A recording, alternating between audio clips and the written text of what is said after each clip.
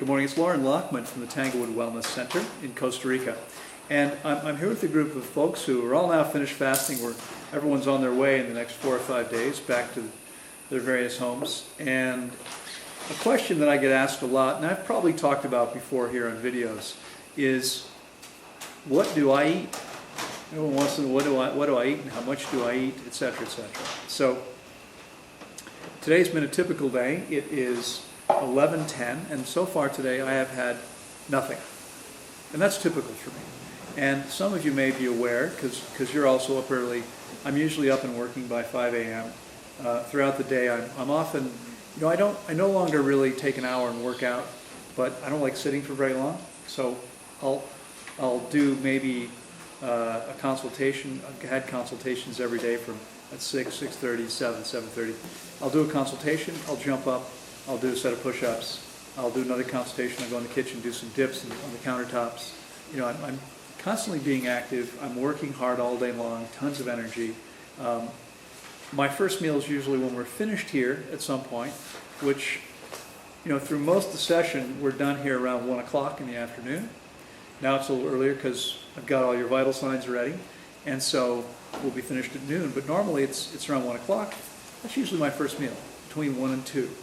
And it will consist of either a watermelon this size, I'll eat the whole watermelon about that big, maybe one papaya about that size, 5 or 6 mangoes depending on how big they are.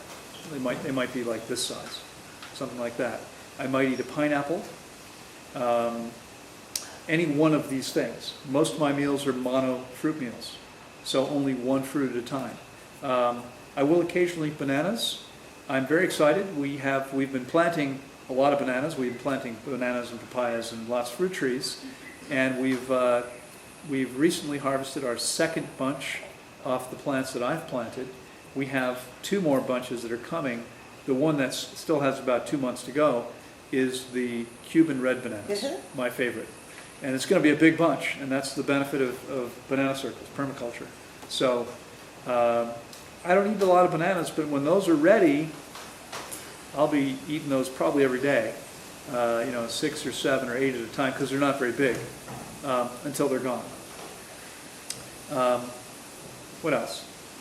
Those are kind of all fairly typical meals. Those are all things we have all the time. This is the dry season. We have melons here, besides watermelon all the time, cantaloupe only in the dry season.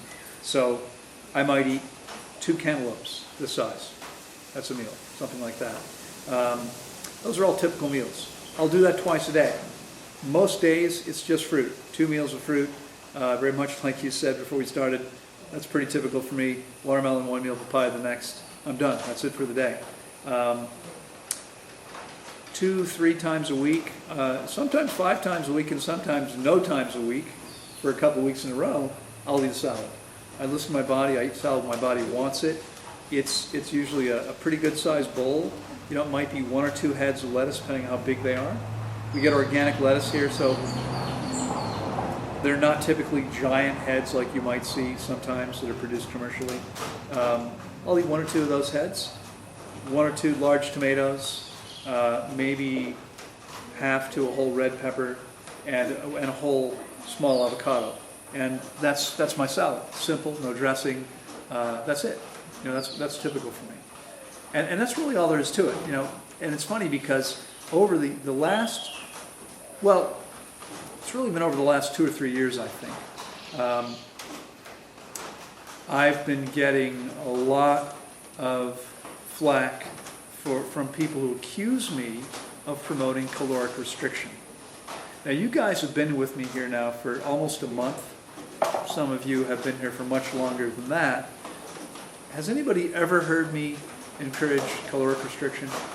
Anybody ever heard me say, stop eating before you feel like your body has what it needs? Or anything, or eat only this number of calories? Like you're limited to that now? I've never done that, have I? Okay, it's never ever happened in the 25 years I've been coaching people with health. I've never said that. Okay? I don't believe in restricting anything. I believe you want to learn to listen to your body. Get your body clean and efficient so you can trust its messages, and then listen to it. Eat when you're hungry, stop when you're satisfied. I know that sounds crazy. I know people think if you're not, eating based on what's in your head about how many calories you can't be getting what you need. But that's ridiculous.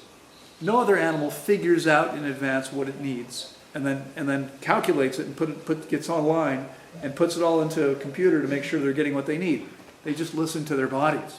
Okay? We can do exactly the same thing. The challenge is that until you get your bodies clean, and you guys have all done this now to a significant amount, you've got the gross, the gross level of garbage out of your systems. Or if you haven't yet, you will be over these next few days when you finish eliminating. Most people have never done that. Even people eating an optimal diet. I had someone say to me, I think it was a YouTube comment I was responding to this morning, how can someone, or Facebook maybe, how can someone not be fully hydrated if they're living on fruit? You want to take that one? For 14 years? It happens all the time. In fact, the number of people who get fully hydrated living on fruit, pretty close to none. And especially if you overeat fruit, it takes more water to move all that excess sugar out of your body. Absolutely. If you overeat on fruit, if you eat anything dry, if you use vinegar, salt, pepper, spices, herbs, all these things are taking water out of your system. They're going to dehydrate you. And so very, very, very few people have ever shown up here. And I've now measured more than 2,000 people's hydration level over the last 10 years. I've seen very few people even close to being well hydrated, regardless of how good their diet is. You've got to get the body clean first, and then continuing with that perfect diet will do it. Then you can do it. Then it's easy to get your needs met, but not till your body's clean. It's not going to happen until then. Okay? So, my caloric intake, people, and it's funny because I was never even aware of how many calories I was eating until about 5 years ago when people said to me, how many calories are you eating? I don't know. I'll figure it out. Okay, 12, 13, 1,400 maybe, most days. That's not possible. You're a liar, blah, blah, blah. Whatever. I don't care. Okay, if it makes you feel better, I eat 5,000 calories.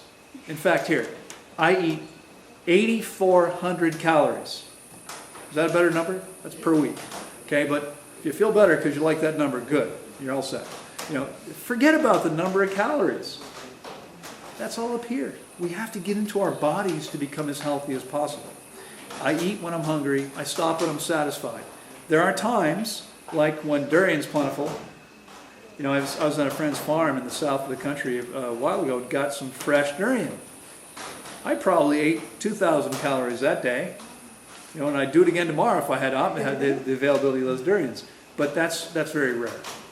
Most days, so there might be 2,000 calorie days, and there are days that are probably 500 calories because I only eat one meal, and it might be a handful of tangerines and I'm running around all day and don't have time to eat.